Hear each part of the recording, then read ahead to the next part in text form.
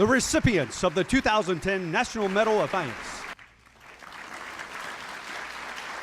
The recipients of the 2010 National Medal of Technology and Innovation.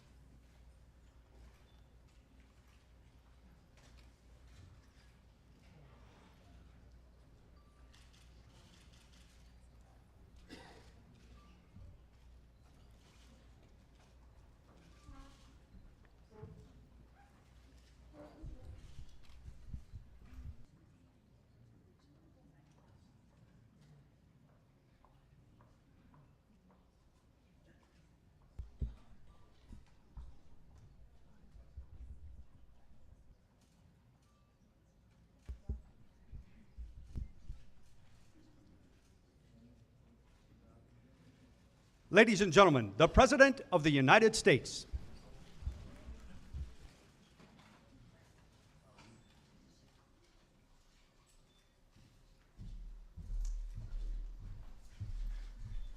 Welcome, everybody. Please have a seat. It is a great pleasure to be with so many outstanding innovators and inventors, and I'm glad we could convince them all to take a day off to accept our nation's highest honor when it comes to inventions and innovation, and that is the National Medals of Science and the National Medals of Technology and Innovation. It's safe to say that this is a group that makes all of us really embarrassed about our old science projects. You know, the volcano with the stuff coming out. You know, that with the baking soda inside.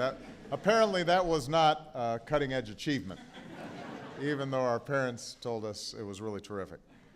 But thanks to the men and women on the stage, we are one step closer to curing diseases like cancer and Parkinson's. Because of their work, soldiers can see the enemy at night, and grandparents can see the pictures of their grandchildren instantly and constantly. Planes are safer, satellites are cheaper, and our energy grid is more efficient, thanks to the breakthroughs that they have made. And even though these folks have not sought out the kind of celebrity that lands you on the cover of People magazine, the truth is that today's honorees have made a bigger difference in our lives than most of us will ever realize. When we fill up our cars, talk on our cell phones, or take a life-saving drug, we don't always think about the ideas and the effort that made it all possible. We don't always ask ourselves how many sleepless nights went by and how many family dinners were sacrificed. But the folks behind me, they know. They worked those long nights. They made those sacrifices. They took on those challenges and ran those experiments and devoted their lives to expanding the reach of human understanding. And that's why we recognize them today. Because America's always been a place where good ideas can thrive and dreams can become real, where innovation is encouraged and the greatest minds in the world are free to push the very limits of science and technology. To understand that, you don't have to look any further than the people on this stage. 3/4 of our honorees were born outside of the United States, from China, Germany, India, Canada, and England. They searched for the best universities and the most advanced labs, and they found them here because America is the best place in the world to do the work that they do. And now more than ever, it's critical that we make the investments necessary to keep it that way. We live in a global economy where companies and factories can be located anywhere there's an internet connection. And to compete in that economy, we can't cut corners by paying workers less or building cheaper products. We won't be able to engage in a race to the bottom. That's not who we are. The key to our success has always been and always will be our unparalleled ability to think up new ideas, create new industries, and lead the way in discovery and innovation. And that's how the future will be won. Right now, unfortunately, barely more than 1 in 10 of all undergraduate students are enrolled in what we call the STEM subjects: science, technology, engineering, and math, areas that will be critical if America is going to compete for the jobs of the future. And that's troubling, because no matter how many great minds we attract from around the world, it won't be enough if we can't grow some here at home. And that's why we've worked to make college more affordable, why we've set a goal to train 100,000 new teachers in the next decade, and started a race to the top to encourage schools to improve the way they teach these subjects. That's why we're working with businesses to train more engineers and help communities, colleges provide more workers with the skills that businesses need. And just as we're working to cultivate the next generation of thinkers, we're also working to fast-track the next generation of doers. We've made historic investments in technology and research, made the most meaningful reforms to our patent process in 50 years, and made it easier for entrepreneurs to turn new ideas into new businesses and new jobs. I want to thank someone who helped make that happen. NASA Administrator Charles Bolden is here, and we're very pleased to have him as well. As the men and the women on this stage will tell you, nobody gets here on their own. Each of them succeeded because they had a great teacher, or a great mentor, or a great partner. Some of them don't have to look far for inspiration. In fact, I hear that Jackie Barton's husband won the same award she's getting today in 2006. And they plan on displaying their medals next to each other on a mantle at home, which I would imagine will intimidate dinner guests.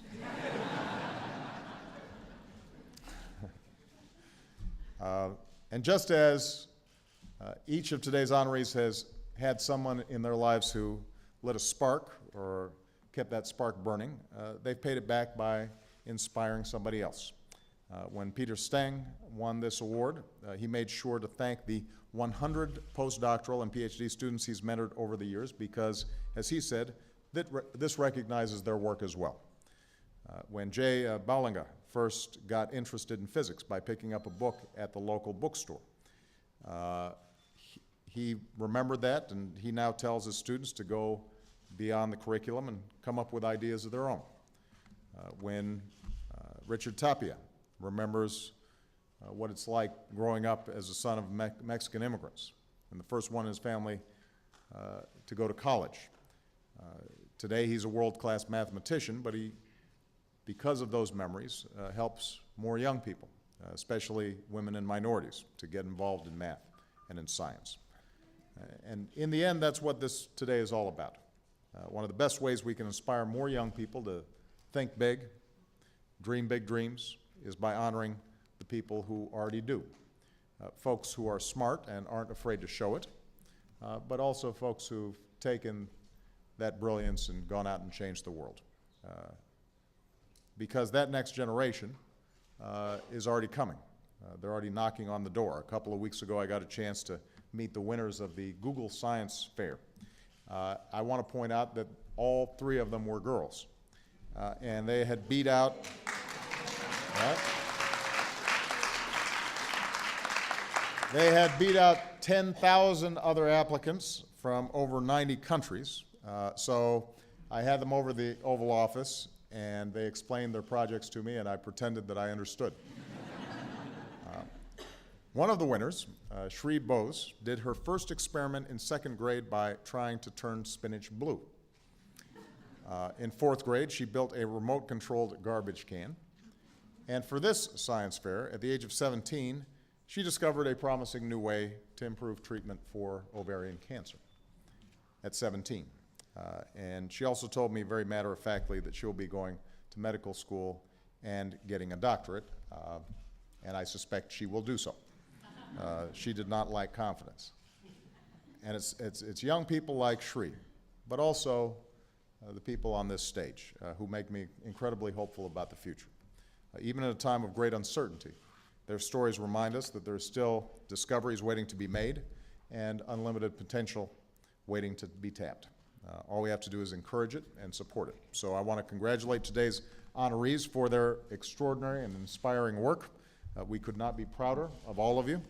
And now it is my privilege to present the National Medals of Science and the National Medals of Technology and Innovation.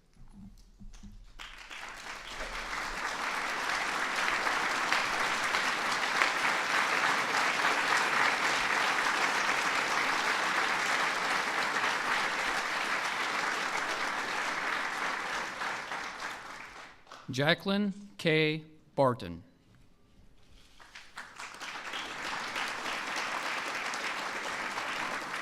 The 2010 National Medal of Science to Jacqueline K. Barton, California Institute of Technology, for discovery of a new property of the DNA helix, long-range electron transfer, and for showing that electron transfer depends upon stacking of the base pairs in DNA dynamics.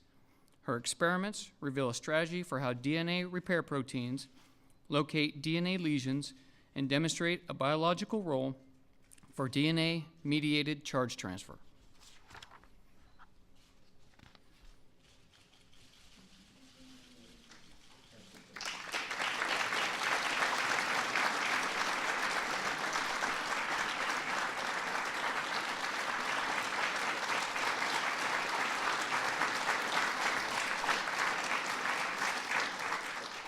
Ralph L. Brinster.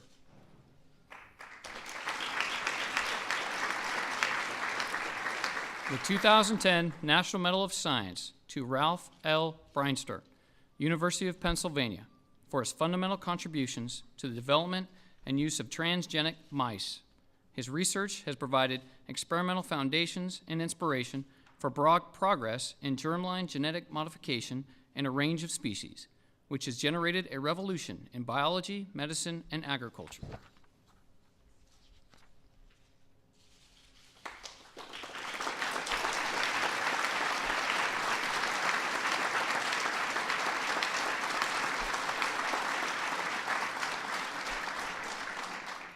Xu Chen.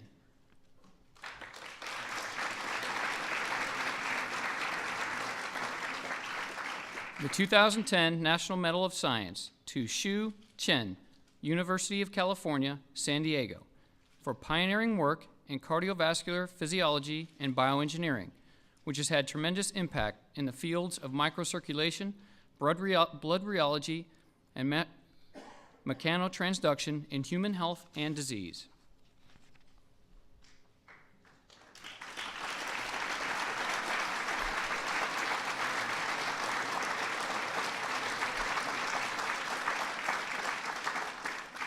Rudolf Janisch.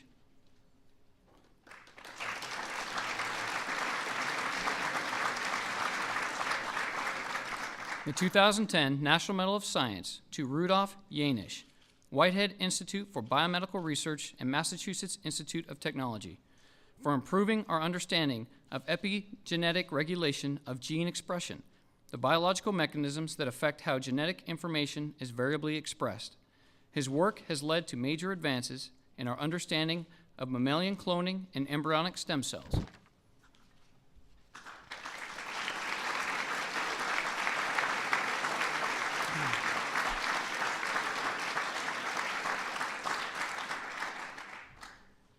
Peter J. Stang.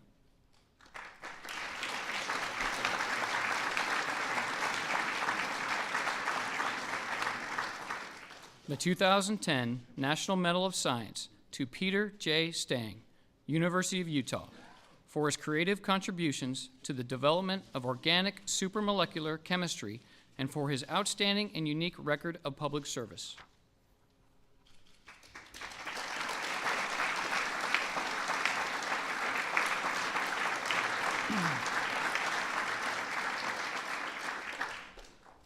Richard A. Tapia.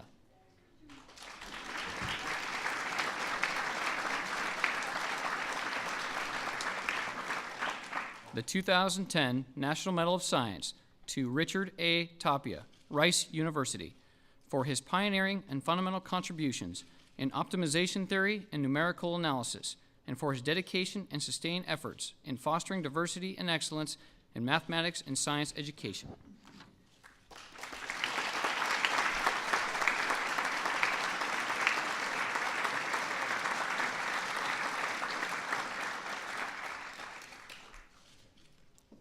Srinivasa S.R. Vrandan.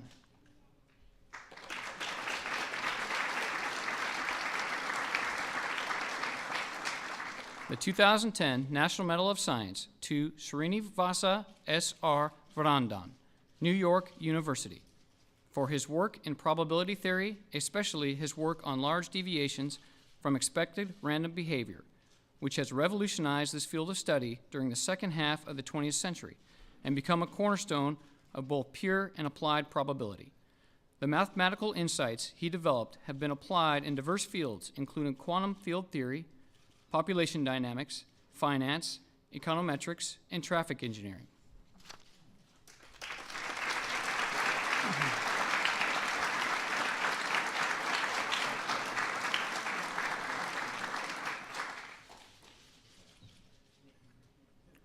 Rakesh Agrawal.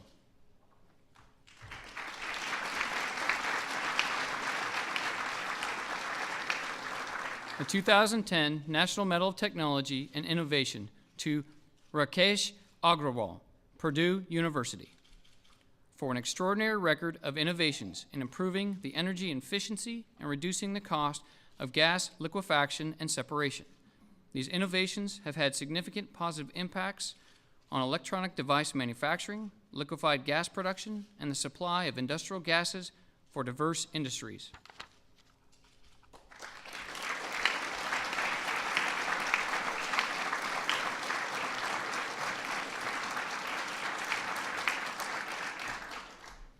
B. Giant Baliga.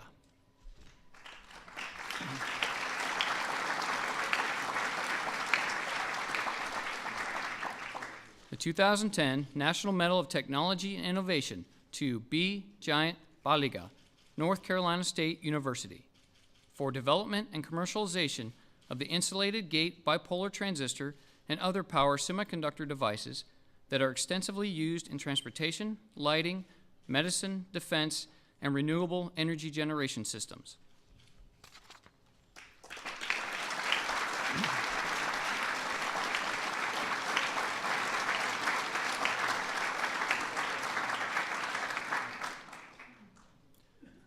C. Donald Bateman.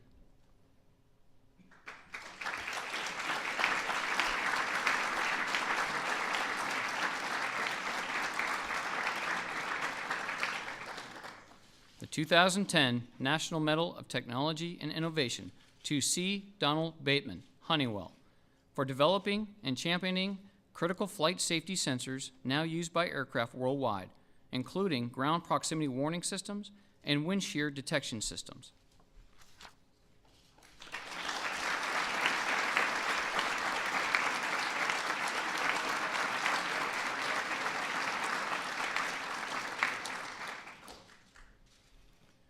Yvonne C. Brill.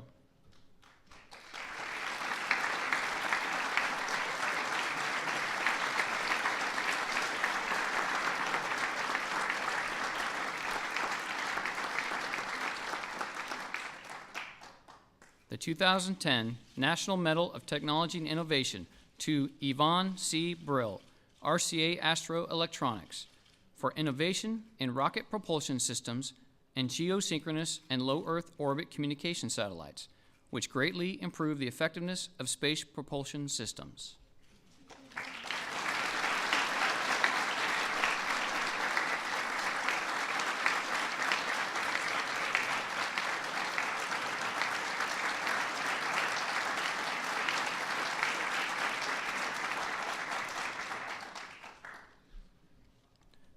Michael F. Tomsit.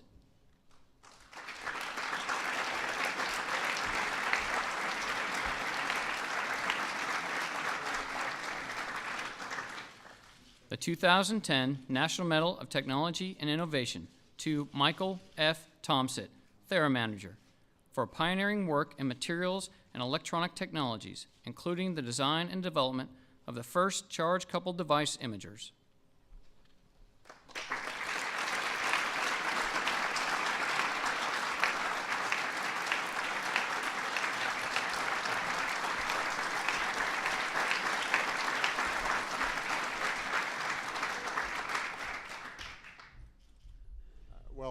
let's please give one more big round of applause to the National Medals of Science, National Medals of Technology and Innovation.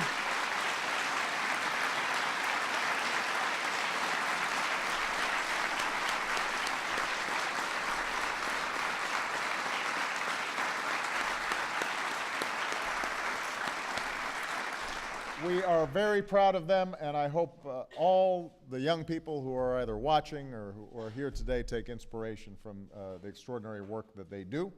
I will say that the only problem with these wonderful awards is my military aides really have to practice reading the citations because they are multisyllabic. But you did good. All right. With that,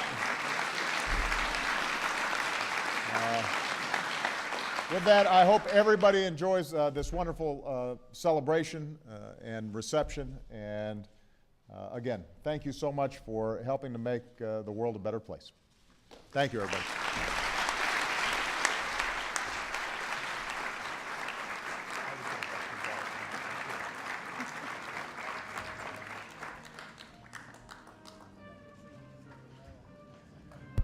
Ladies and gentlemen, please remain in your seats until the President has departed. Thank you.